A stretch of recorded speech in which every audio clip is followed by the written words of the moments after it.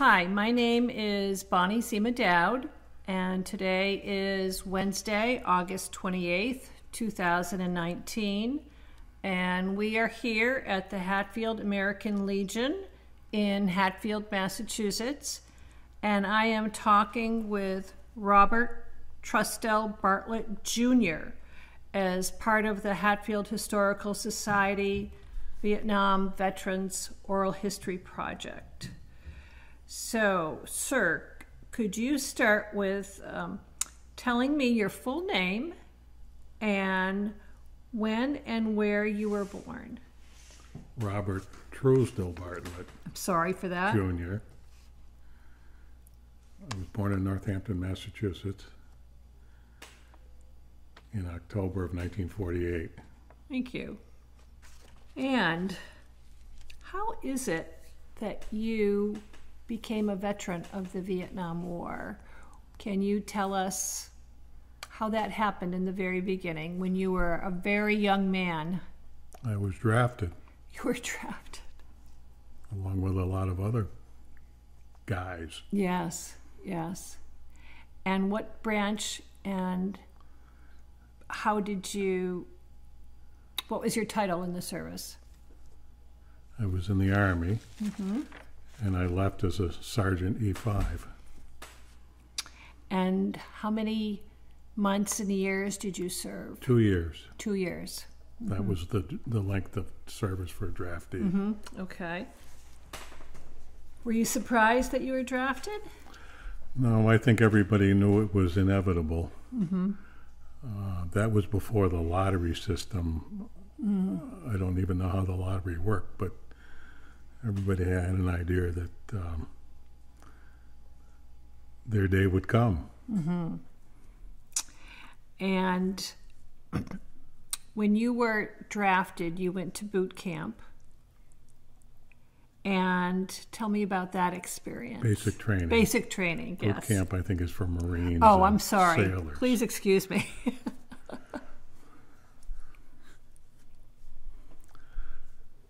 I don't know what to say. I mean, it was basic training. You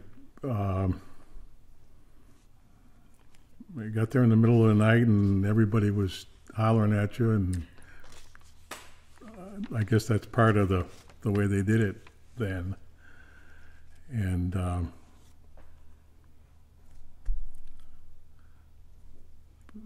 it was just training, and then at night you had to clean the barracks and get ready for the next day and that sort of thing. So, And did you make some friends? yeah, I mean, that's part of the training is Right. to bring you together as a unit. Right. I haven't seen anybody in 50 years or kept in touch with anybody. And you received weapons training? Yes. And tell me a little bit about that. Well, we used the M16, which is the AR-15. It was a Colt AR-15. I think that was after the transition from the M14, which was a totally different rifle. We went to the range and learned how to zero it in and practice, and then you shot for marksmanship, for your marksmanship badge. We also had other weapons training. I believe that was in basic training, but it might have been in advanced AIT, which is advanced individual training. We did machine guns, 50 cal machine gun, M60 machine gun, grenades, and that sort of thing. That's a lot. So as a combat infantryman, what positions and rank did you hold in the war? Well, of course, everybody starts out as a private E1, and then I think after AIT they awarded you E2. That's when you got to wear one stripe, and I think when it got to Vietnam they made you an E3, and then from there it was promotions as I don't know who recommended it, the company commander or somebody. And And what do you recall as some of the major events that happened when you served? I don't know what you mean by major. Well, I'm thinking of Operation Apache Snow or Operation Massachusetts Striker. What can you tell me about those, that it's important historically? If not, we'll move on. Yeah, I don't know. You see, Okay. that's the names that some general somewhere gave to it. We just kind of did what we did all the time. And Okay. they had an objective, but they never told us what it was. Okay. It was primarily search and destroy, I guess, is what we called it, or recon enforce. It was another term we used. RIF, we called it. And RIF stands for? Recon enforce. I see. Okay. That means get on the ground and look for stuff Right. Yes. Yes. and things and people. So it's my understanding that you received numerous awards. And I want to say it's 9, a total of 9, Bob. And I'd love to understand what those awards were for in recognition of. Was it leadership? Was it combat? Oh, they were combat awards. A CIB is a combat infantryman's badge that you get for being in combat.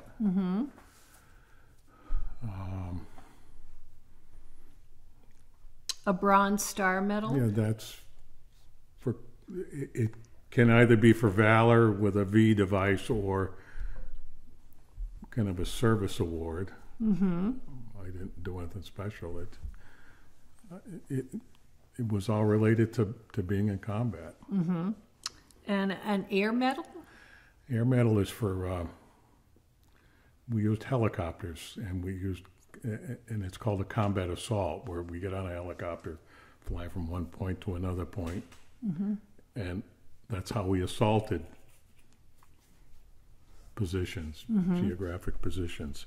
So after a certain number of combat assaults, you received you were awarded an air medal. I see. And then what about the Army Commendation Medal? That's again another service ribbon. I You deserve every one I of didn't them. do anything special. I was in the right place at the right time, I guess. I think every one of our men deserves recognition, and they all did something special. So here you are, a young man.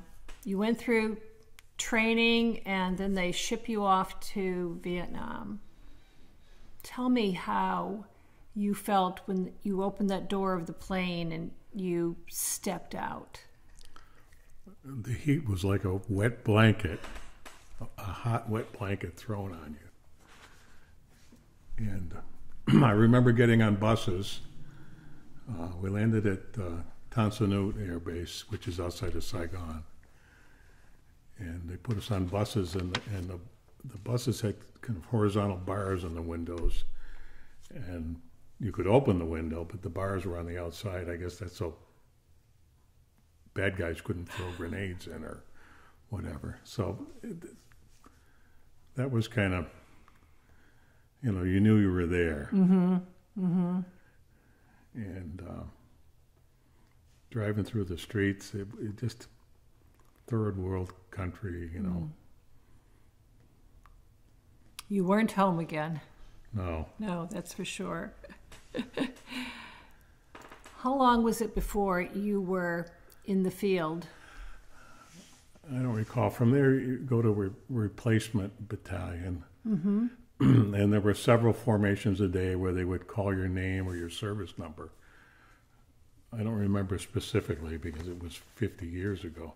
They called your name or your service number, and you had to go somewhere, go to another building or so, and then they took you to your unit. It was probably a week that I was at the the replacement battalion. I don't recall exactly how long it was. We didn't have calendars. Every day was the same, Right. no matter what day it was. Yeah. It was just a day. So it's hard to judge time. Mm-hmm. How would you describe the front line? Because isn't that where you were as a combat infantryman? Yeah, there were no front lines. The front line was where you stood. That makes sense. And behind you wasn't, and ahead of you wasn't, and there wasn't. So what was it called when you were standing in that position? We didn't have a name. Nothing. Okay. I wasn't sure because sometimes there's lots of acronyms. Well, where our unit worked was called an AO, Area of Operation. Okay. But we didn't call at night. We called it an NDP, Night Defenses Position, because we set up defenses out in the field. And what was the area beyond you? That was where Charlie was. Yeah. And who's Charlie? VC, Victor Charlie. That's the phonetic alphabet. Ah, okay.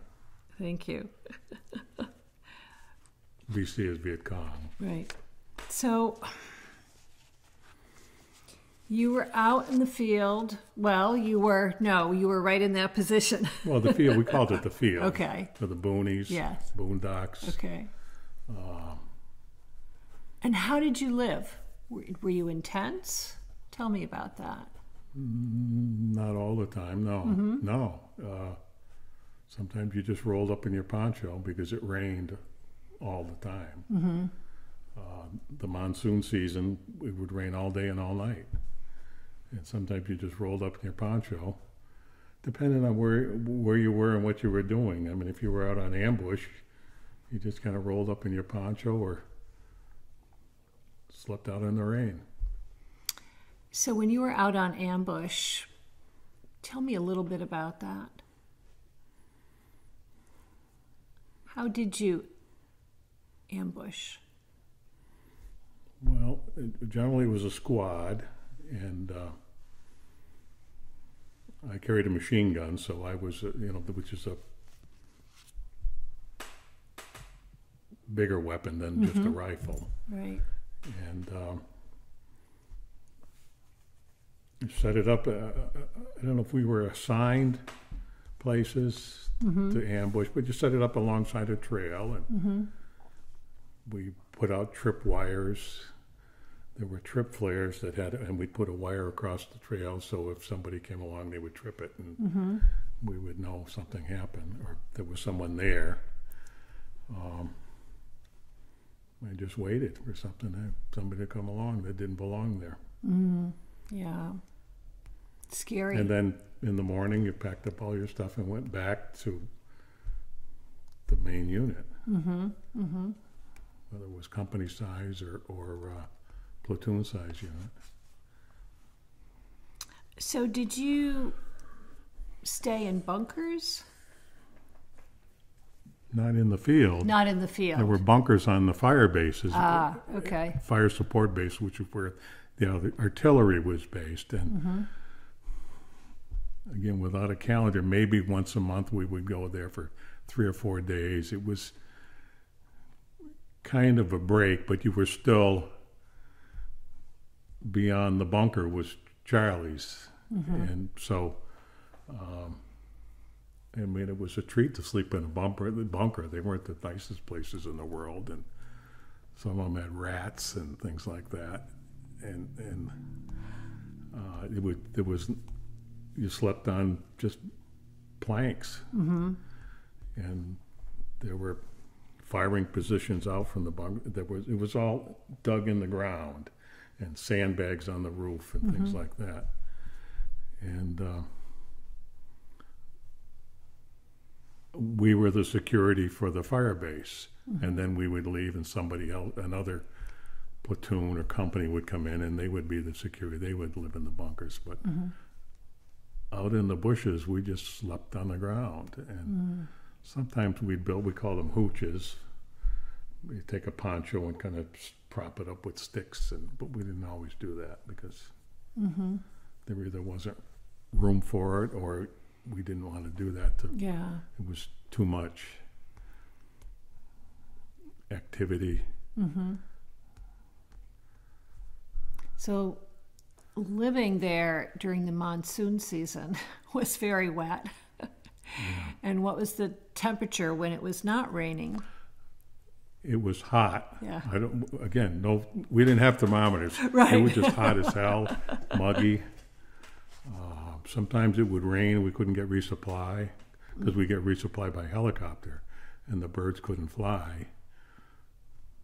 So we'd run out of food, because you carried everything on your back.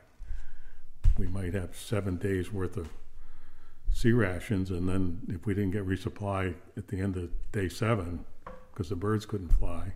And bird, you mean helicopter? Helicopters, yes. Yeah. See, we had terms for everything. You waited until they could get there. Mm-hmm.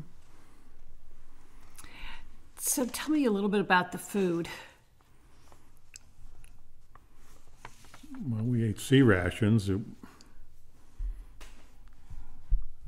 wasn't good. It was okay. There was some things that were worse than others.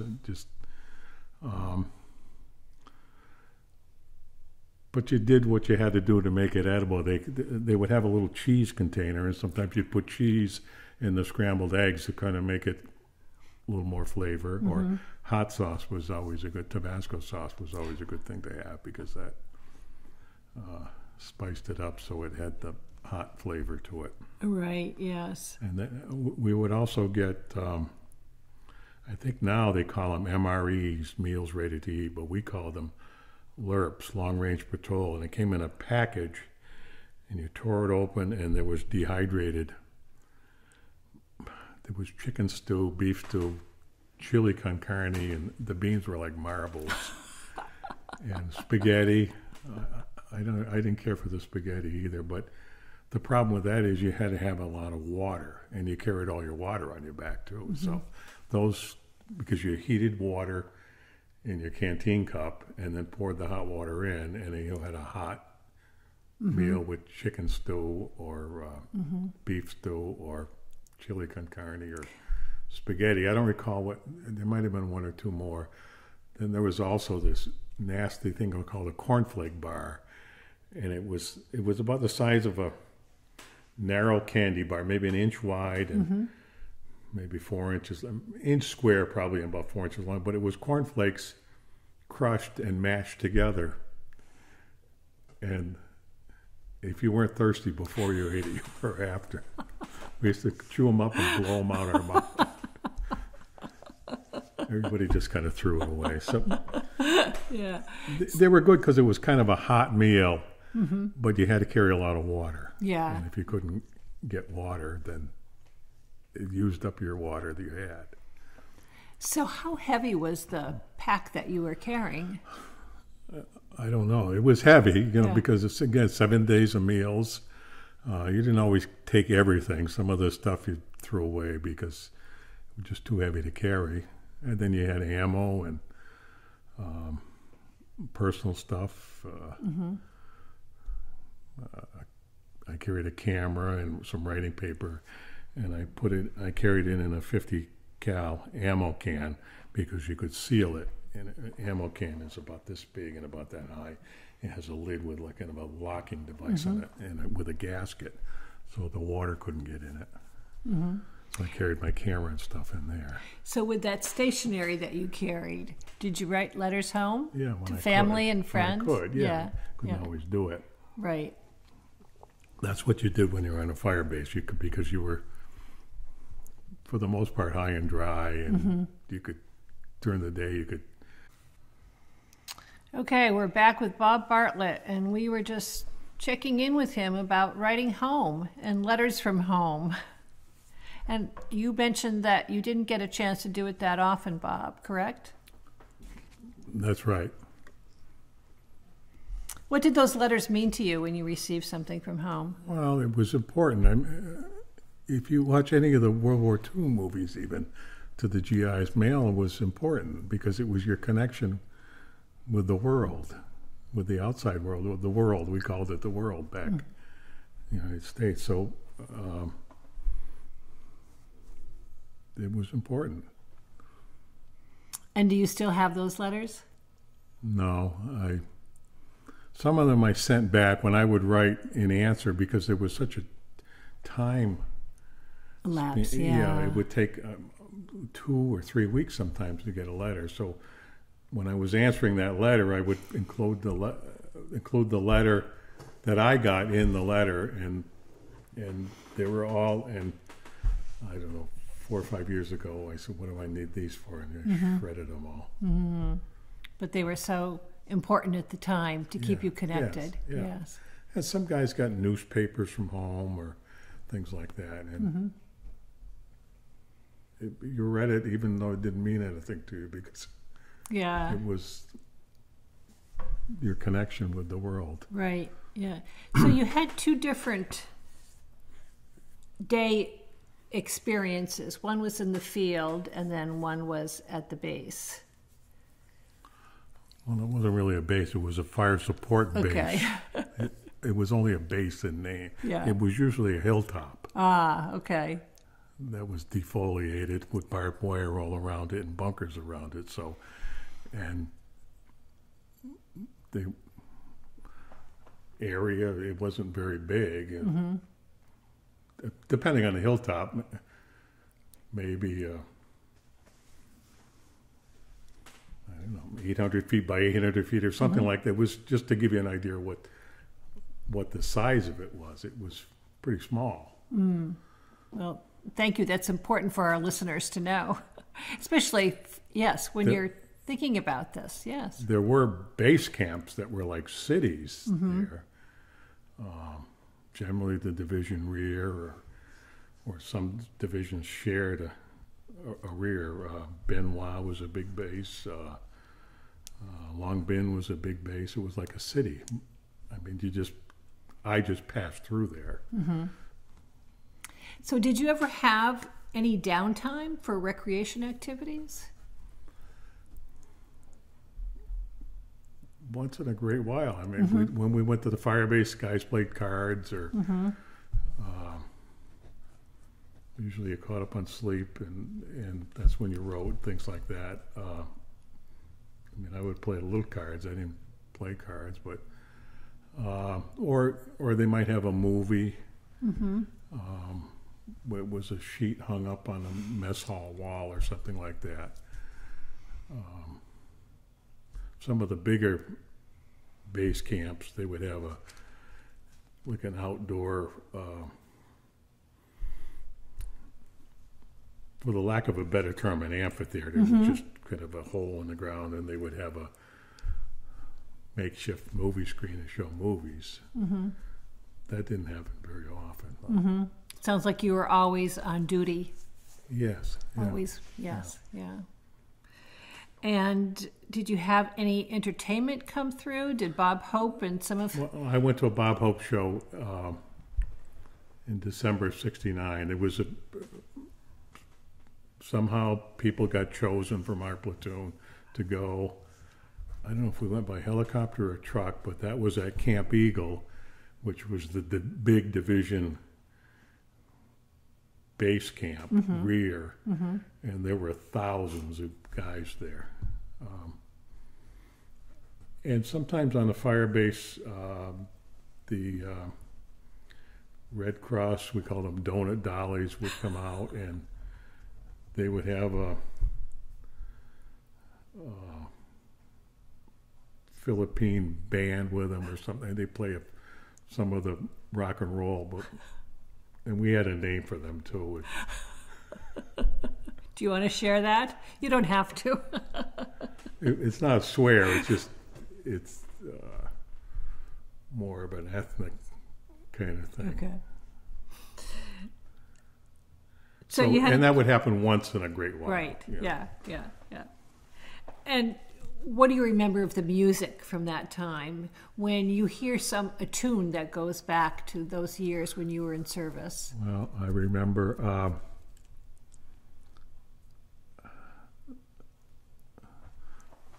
Rolling Stones.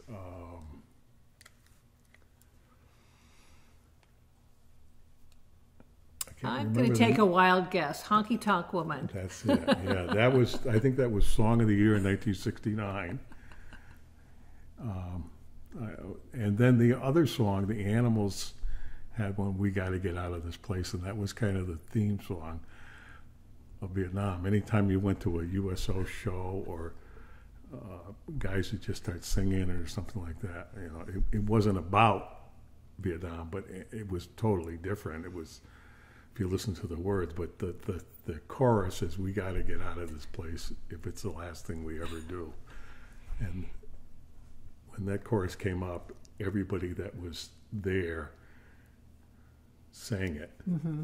And the Animals was the name of the band, correct? Yeah, Eric Burden and the Animals. Mm-hmm, Yeah. mm-hmm, mm-hmm.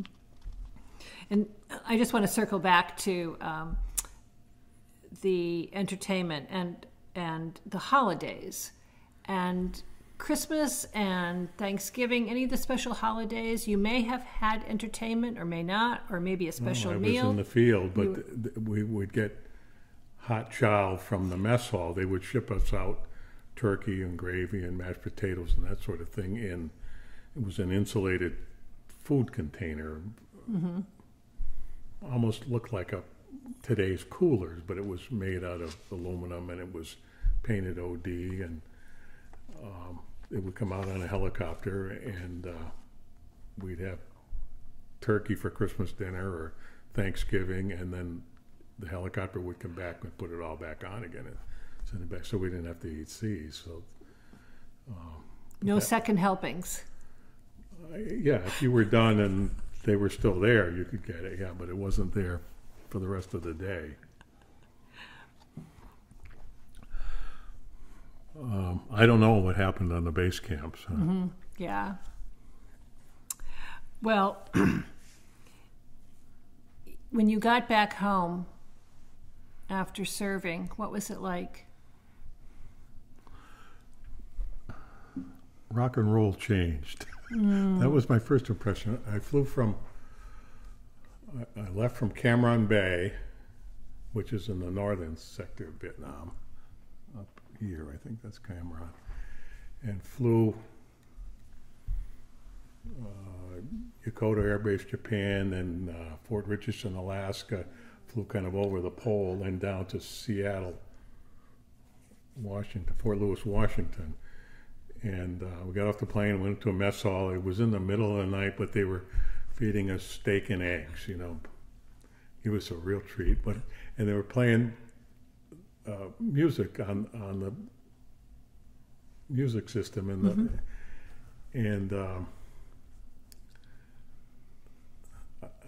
There's a song, and I can't remember what it is, but it was like slower rock and roll. What happened to rock and roll? You know?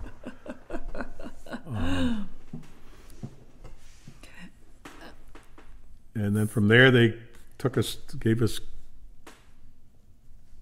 new uniforms and a bus ride to the airport. Mm-hmm. Mm-hmm. Several of the veterans that I've spoken to have said that people didn't understand, that you really had to be there to understand. You did. Because it's like nothing anybody back here, well, not anybody, but the average person wouldn't have experienced. And the language and the acronyms, the military acronyms and all that, and it was just a different life for a year. So, did you speak English? Did you speak French? Acronyms constantly? It was a combination of everything in the same sentence. It was English, there was some French words in there, there was Vietnamese, there was slang, there was acronyms, there was four-letter words that modified all the other words. Give me an example or a couple examples. Oh, I can't think of a sentence. Okay. That's the way we talk to each other. Mm-hmm. And When you talked on the radio, you didn't use all the prepositions and conjunctions and all that. You shortened it up as just to send the message that you wanted to send, because that was a waste of time to do a complete sentence over the radio. So and there was acronyms there. Everything in the military is an acronym. It's the first letter of things. And when you got back home, did you find yourself slipping into that? Yeah, because that's the way you thought. That's, right. It's just the way it was your habit. And so here you are coming home, you're trying to make that transition, and the country's feeling not very welcoming. No. We just kind of kept it under your hat, I guess, and went on about your life, your business. Did friends and family ever ask you to share your story? No. No? No. Just like, what was it like, or something like that. Just, and the answer was you had to be there. Can't explain it. Have you traveled down to Washington to see the wall? Yes, I've been there several times, and I was there in April with an organization called Honor Flight, and that takes World War II veterans to Washington to visit the memorials, especially the World War. It was started after the World War II memorial was finished, and it's a national program. And I'm going on another flight in September out of Melbourne, Florida. And so they take 25 veterans to Washington, and there are 4 from the Honor Flight organization that go along. And each veteran has a guardian. I'm his guardian, so I'm his shadow. I never let him leave my eyesight. And we take 25 wheelchairs, because some of the guys are really old. There were 100-year-old guys on the flight. The guy I was a guardian for was from Auburn, Massachusetts, and he was a Korea-era veteran. And that was in April. And I've had lunch with him a couple of times up here. I talked to him on the phone the other day, see what he was doing and things like that. So. How sweet. So I've been to Washington doing that as well. But we do all that in 24 hours. We leave at 2 in the morning from Orlando and get back at 11 o'clock Saturday night. It's a whirlwind tour of Washington. But I've been there before as well, to the wall. That's your way of giving back. Yes. Yes. Yeah. Thank you. That's very generous. When you were in Vietnam, and then you came home, and it didn't feel very welcoming, how did that affect you and the feelings of the war and your service?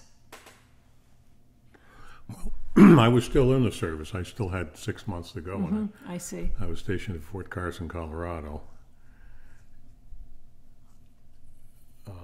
along with a whole bunch of other Vietnam vets. And I mean, I was still with guys that we just did what we had to do. And it was kind of hard, because I was in a leadership position at Fort Carson as well. And it was hard to get those guys to do anything. It was hard to lead them, because they said, I don't give I've got 3 months to go. I did my time in Vietnam. Leave me alone. I just want to get punched out of here, or get checked out. That's all. So it was hard to get anything done, being in a leadership position. And after that, when you were out, did you pursue a career, go back to college? Yeah, I went to work. I went to, after Well, after a while, I went to school nights under the GI Bill, and that was kind of long, but I enjoyed it, and there were other veterans there as well, and went to work. So what message would you leave for today's generation or even future generations who will hear this interview, Bob?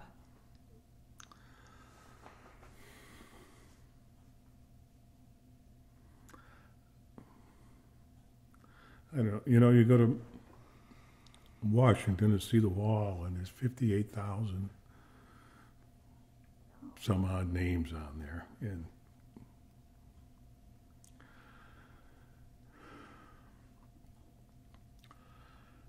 those were guys like me, just young guys that got drafted and just did what they had to do, and now they're not here anymore. And it was a political war. It didn't serve the United States. It wasn't protecting our borders or anything. It was a civil war that we got involved in because somebody had an idea that if communism took foothold there, that it would just keep dominoing, and it didn't. And it was just so political, and you know, I see that now, and again, you go look at the names there.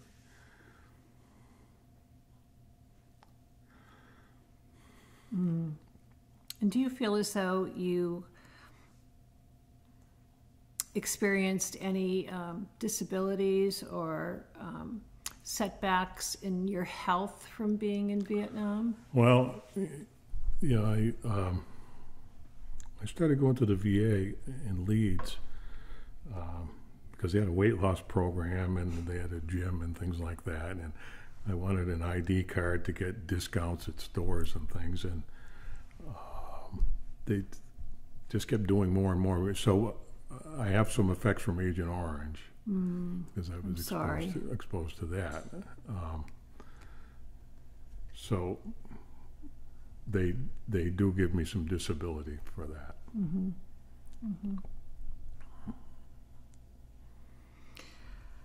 Is there anything else you feel that we've missed or that you would like to add?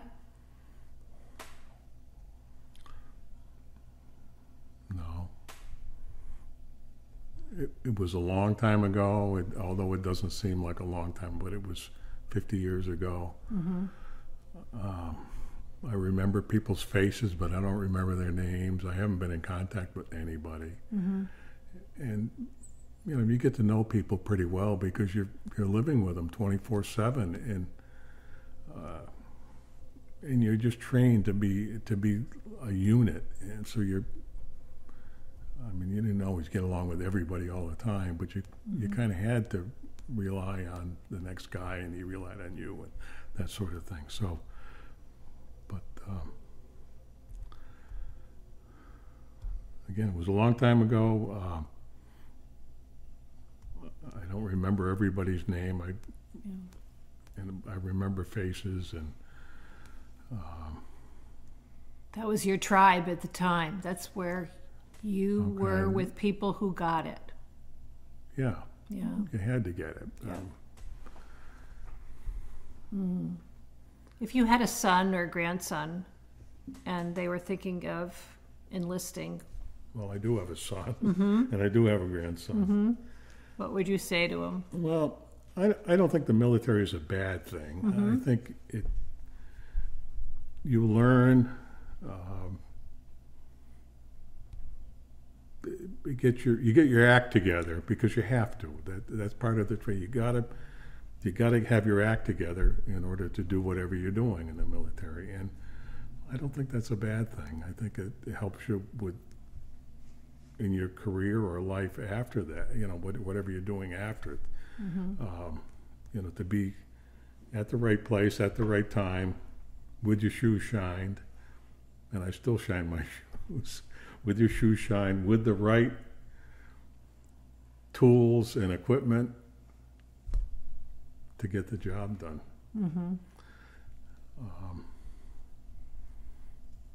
Some of those skills, I'm sure, leadership skills, Yeah. problem-solving skills, learning how to cope with fear, you brought back home with you. Yes, yeah.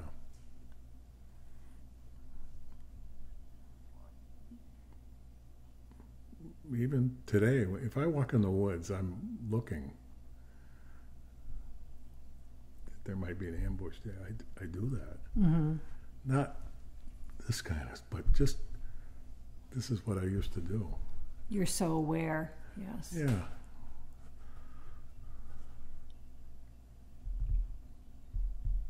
Again, I'm not all wound up about it, but I just think about it. Of course, of course. Which It's you part kind of who you are. Well, and you kind of lived on that edge for a long time.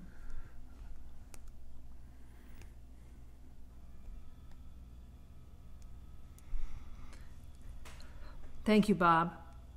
Thank you for your service. Thank you for talking with us today.